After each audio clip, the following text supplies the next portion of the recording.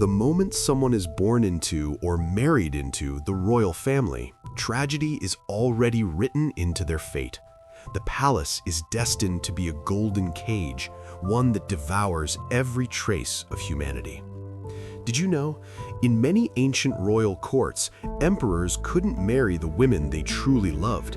And even if a woman became empress, she didn't automatically have the right to bear children. It gets even more cruel. In some kingdoms, the empress's childbirth had to be witnessed by dozens, sometimes even hundreds of people. Why? If Disney's fairy tales about princes and princesses represent humanity's dream of a perfect life, then the real history of royal families tells the exact opposite. It records how power slowly and deliberately turns people into tools. I'm Jason, and this is a different story. Today, we're tearing away the silk and gold of history to reveal the harsh survival rules of royalty and the true cost that lies behind them. In Disney and Hollywood stories, queens are always portrayed as the embodiment of beauty and nobility. But in the real ancient royal courts, emperors sometimes didn't even have the right to choose who they loved or married. For rulers, marriage was never a matter of feelings. It was a political problem that had to be solved. If the entire empire was considered the private property of a family, the only thing they had to guard against was outside interference. What ancient rulers truly feared wasn't a broken marriage. It was that after their death, a young heir might fall under the control of the mother's family, eventually leading to a change of dynasty. That's why marrying within the family became, in their eyes, the safest and coldest solution. This wasn't the romance of childhood sweethearts. It was a system designed to lock down power completely. The problem was that this seemingly perfectly closed bloodline system might secure power in the short term, but in the long term, it utterly destroyed the body. In the Qing dynasty of China, close kin marriages were considered the safest strategy for securing imperial power. But the results were not the continuation of the dynasty, they were biological extinction.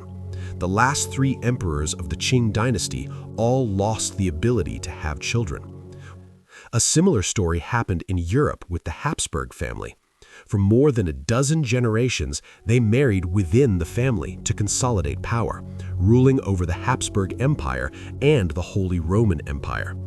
As their political reach expanded, a distinctive genetic deformity became more pronounced in each generation. A jaw that couldn't close properly, drooling, all clearly visible on the face of every heir.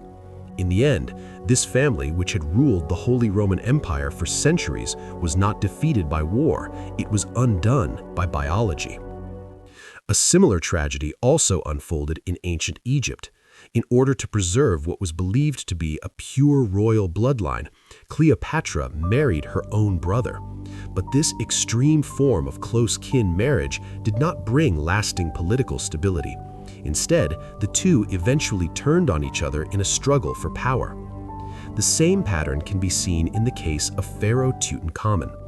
Due in part to generations of close relative marriages within the royal family, he suffered from serious physical deformities and chronic health problems throughout his life. Archaeological evidence suggests he had severe foot abnormalities and relied on a walking stick. He lived a short and fragile life. When political power demands absolute purity of blood, it is often the human body that pays the price first. Even if you were lucky enough to avoid the genetic defects caused by close kin marriage, marrying an emperor meant that the real nightmare was only just beginning. As I mentioned in a previous video, in the Qing dynasty, the emperor was not even allowed to sleep with any woman until dawn. These so-called intimate moments were never really theirs. Outside the door, eunuchs kept precise watch. When time was up, the consorts were immediately taken away, whether they were still emotionally involved and whether the emperor wanted to continue or not. But what was even more cruel wasn't the interruption of the body, it was the complete loss of a woman's right to decide whether or not to bear a child. In the palace, women had no authority over whether a pregnancy would be allowed to continue. After pleasure, the emperor only needed to give a single cold command to the eunuchs: keep it or discard it. If permission wasn't granted, the eunuchs would use every method possible to prevent conception. It sounds almost inhuman, but in the logic of imperial power, a woman's womb was never a private organ, it was a tool of the state. Even if you were lucky enough to conceive and give birth safely, you would have almost no time to enjoy the joy of being a mother. In the Qing dynasty, only the top 5 highest-ranking consorts were allowed to personally raise their own children. Mothers of lower rank were required to hand their babies over to others once the child reached 1 month. The official explanation was that a biological mother's overindulgence would make a prince soft and unfit to shoulder the responsibilities of an empire. But the real reason was much simpler. All emotional ties between the prince and his biological mother and her family had to be cut off, to prevent interference from the maternal relatives in politics. Even so, by historical standards, this was already considered a relatively moderate system. In the Northern Wei dynasty, imperial power chose a far more direct and far more absolute solution. The rule was summarized 8 characters. When the sun rises, the mother must die. Once a prince was officially designated as heir, his biological mother was required to be executed immediately. In just over 100 years, 7 mothers were systematically erased in this way. As a result, in that era, every pregnant woman in the inner palace prayed for the same thing in silence, that she would give birth to a daughter, because bearing a son meant the continuation of the bloodline, and at the same time, it meant the end of her own life. You might think all of this was just a quirk of ancient China, that it was an Eastern dynasty taken to extremes. But if you think that, let's shift our focus to 16th century France. In order to prove to the nobility that she could bear children and to prevent any doubts, the queen's pregnancies were closely monitored. King Henry IV of France went even further. He and Queen Marie voluntarily opened their private life to the noble women of the court. These women could watch the king and queen at any time, including during intimate moments. And on the day of childbirth, the delivery room at Versailles was no longer a place for new life. It became an exposed observation chamber. Members of the nobility and spectators crowded the room. Everyone was watching one thing. Was this child really born from her body? Queen Marie, in the midst of extreme labor pain, had to endure countless cold, scrutinizing, and sometimes suspicious eyes. The crowd was so dense that the air grew thin. She fainted multiple times, yet the room could not be emptied. This system, designed to ensure pure bloodlines, continued in the French royal family for a full century and a half. At its core, it represented the ultimate violation of a woman's privacy, dignity, and bodily boundaries. At the other end of the world, when royal power is given excessive sacredness, tragedy happens as well, just in a very different way. In 1880, in Siam, what we now call Thailand, a pregnant queen was traveling by boat with her young princess to escape the summer heat. Along the way, the boat overturned. On the shore, strong attendants and guards were watching. They could clearly see the queen struggling in the water, her unborn child and the princess in her arms slowly losing strength. Yet not a single person jumped in to help. There was only one reason.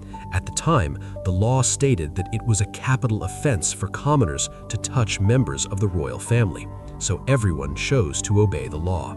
They watched helplessly as the queen and the princess drowned.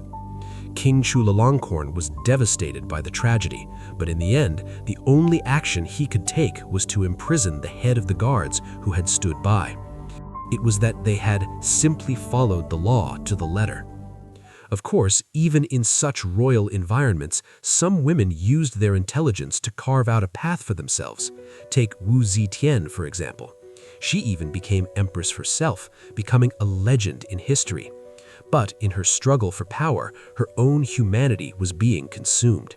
She killed her own children, and not just one. She became one of history's most controversial figures. Or take Empress Dowager Xiaozhang. She was exceptionally skilled in politics, yet history unfairly focused on her personal life, and many scandals were spread about her.